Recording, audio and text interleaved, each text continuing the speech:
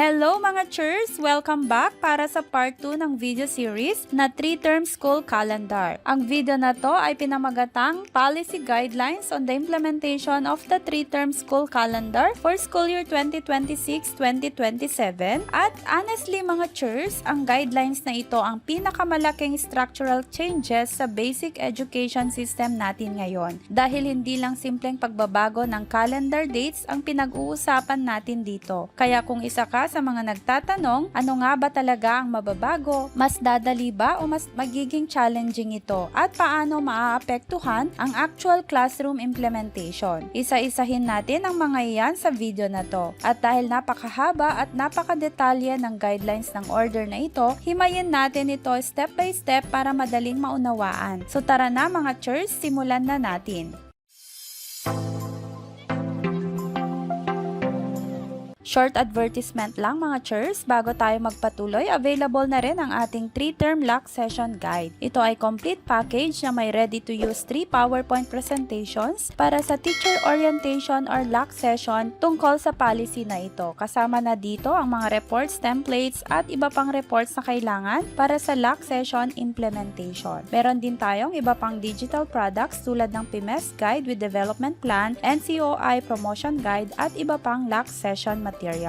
Kung interesado kayo, just PM me sa ating Teching Teacher FB page. Watch out po sa mga scammers tulad ni Teacher Eloisa Amora na nagpapanggap po na nagbebenta ng files ngunit siya po ay nagnanakaw lamang sa iba pang mga creators at yun po ang nilalagay niya sa kanyang mga product. Sana po ay huwag nating tangkilikin ang mga katulad niyang scammer.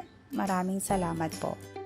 At nandito na nga tayo sa Policy Guidelines on the Implementation of the 3-Term School Calendar in Basic Education under DepEd Order No. 009 Series 2026. At ito na ngayon ang magiging bagong framework ng school operations simula ngayong school year 2026-2027. Importante itong maintindihan hindi lang ng mga school heads kundi pati na lahat ng classroom teachers dahil maaapektuhan nito ang curriculum delivery, assessment schedule, intervention programs, learner support activities, teacher workload at overall school implementation. Kaya habang nagpapatuloy tayo sa discussion, tandaan natin na ang pinaka-core ng policy na ito ay instructional time protection at continuity of learning. Sa discussion nga natin ngayon, hahatiin natin ang topic sa ilang major areas para mas systematic nating maintindihan ang buong policy. Una, titingnan natin ang background at rationale kung bakit nagkaroon ng shift mula sa dating 4-quarter system. Pangalawa, pag-uusapan natin ang structure ng 3-term calendar at paano umiikot ang bawat term. Kasama dito ang instructional guidelines, assessment system, learner and teacher support, implementation requirements, monitoring and evaluation. At mapapansin ninyo mga churs na hindi lang academic performance ang focus ng policy. Kasama na rin talaga dito ang learner wellness, teacher wellness, academic recovery at sustainable school operations. Ngayon, bakit nga ba kailangan pang baguhin ang dating 4-quarter system? Ayon sa DepEd, isa sa pangunahing dahilan nito ay para mas mapabuti ang delivery ng ating curriculum. Alam naman natin bilang teachers na kapag masyadong maikli ang instructional cycles, madalas nagiging rush ang competency delivery. At dahil maraming interruptions kada quarter tulad ng school activities, celebrations, meetings, assessments, reporting requirements at iba pang events, napuputol ang continuity ng instruction. Kaya ang goal ngayon ng 3-term calendar ay magkaroon ng mas mahabang learning periods, mas focused instruction, mas organized na pacing, at mas magandang support para sa learner recovery. At honestly mga churs, malaking adjustment man ito sa simula, pero ang direction talaga nito ay learner-centered at recovery-focused implementation.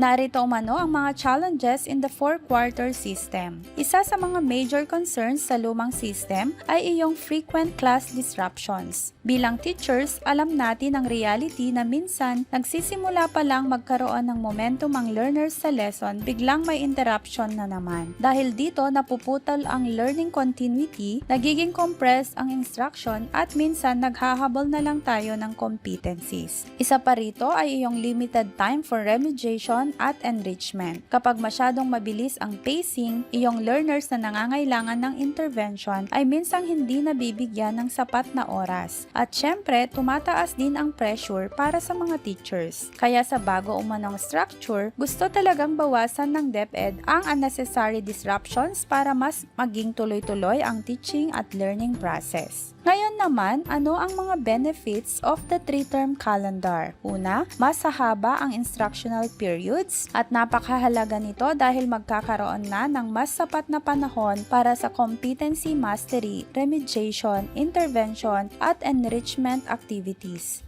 Pangalawa, mababawasan ang unnecessary transitions at interruptions. Kapag mas organized ang pacing ng school calendar, mas nagiging stable rin ang flow ng instruction. Pangatlo, mas masusuportahan ang academic recovery ng learners. Hindi na masyadong pressured ang teachers na maghabol agad ng competencies. Sa ilalim ng policy na ito, isa pang magandang effect nito ay mas maayos na learner engagement dahil hindi sobrang compressed ang learning process. Dito na tayo sa mga general guidelines. Sa ilalim ng policy na ito, malinaw na ang school year ay hindi dapat lumampas sa 220 class days.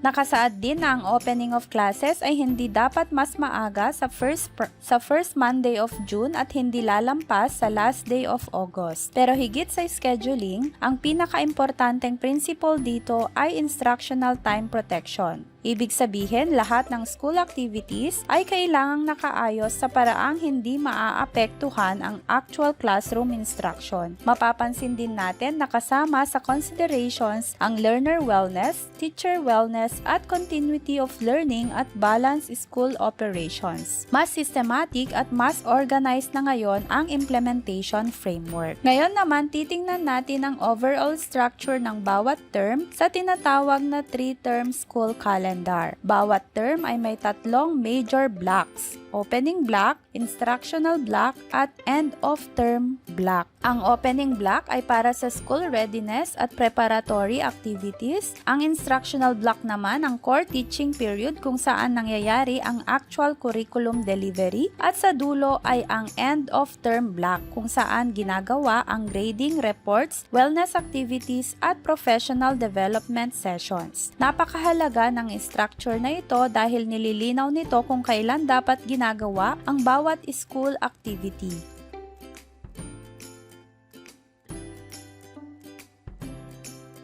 Structure of each term. Mapapansin natin na bawat term ay may structured cycle. Opening block, instructional block, term examination, end of term block. Hindi ito random scheduling lamang. Ang purpose nito ay magkaroon ng organized flow of school operations mula preparation hanggang evaluation. Kapag malinaw ang structure, mas madaling magplano at mas protected ang instruction. Bilang mga guro, malaking adjustment ito sa umpisa, pero ang direction talaga nito ay mas sustainable at learner-centered implementation.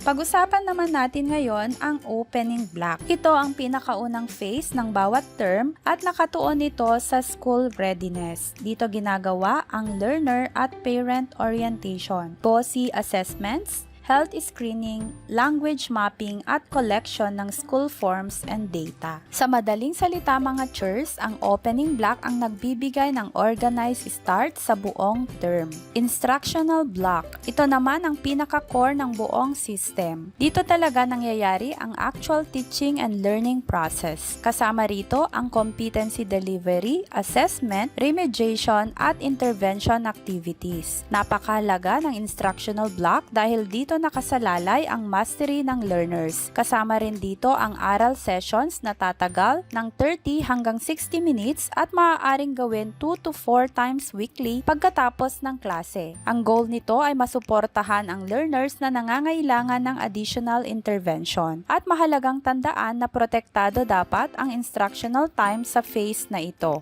End of term block. Pagkatapos ng instructional block ay papasok naman ang end of term block. Dito ginagawa ang grade computation, preparation of school forms, remediation, co-curricular activities, wellness activities at professional development sessions. Napakagandang feature nito dahil hinihiwalay nito ang administrative at enrichment activities mula sa actual teaching period. Ibig sabihin, mas mababawasan ang interruptions habang ongoing ang instruction. Dito na tayo sa protection of instructional time. Ito marahil ang pinaka-emphasize na bahagi ng buong DepEd order, ang protection of instructional time. Napakahalaga nito dahil isa talaga sa mga long-standing concerns ng teachers ay iyong madalas na interruptions ng klase. Kaya sa ilalim ng bagong policy, malinaw ng school programs at learner support activities ay kailangang strategically scheduled at preferably outside class hours. Kasama rito ang feeding programs, mental health services, learner support activities at iba pang school programs. Hindi ibig sabihin nito na hindi na mahalaga ang mga activities na ito. Sa katunayan, mahalaga pa rin sila para sa holistic development ng learners. Pero sa point ng policy ay siguraduhin na hindi naaabala ang actual teaching and learning process. Dahil kapag paulit-ulit na napuputol ang instruction, naaapektuhan ang pacing, nahihirapan ang mastery at minsan, naghahabol na lang tayo para matapos ang ating competencies. Kaya ngayon, mas malinaw na ang direksyon ng DepEd pagdating sa scheduling discipline sa schools. Sa ngayon, magkaroon muna tayo ng pause sa bahaging ito ng memorandum at ituloy natin ang talakayan sa susunod na bahagi ng video series ng 3-term school calendar. Salamat sa panonood at see you sa next video kung saan tatapusin nating talakayin ang policy guidelines na ito. Kung gusto nyo namang mag-avail sa ating 3-term lock session guide, just PM me sa aking FB page na Teching Teacher. Maraming salamat sa panonood. Kung hindi ka pa nakasubscribe, click the subscribe button and the notification bell para lagi kang updated sa ating mga new videos. Paki-like na rin at mag-comment sa video na to at syempre i-share mo ang video sa inyong mga teacher friends. Paalam! Happy Teching Day!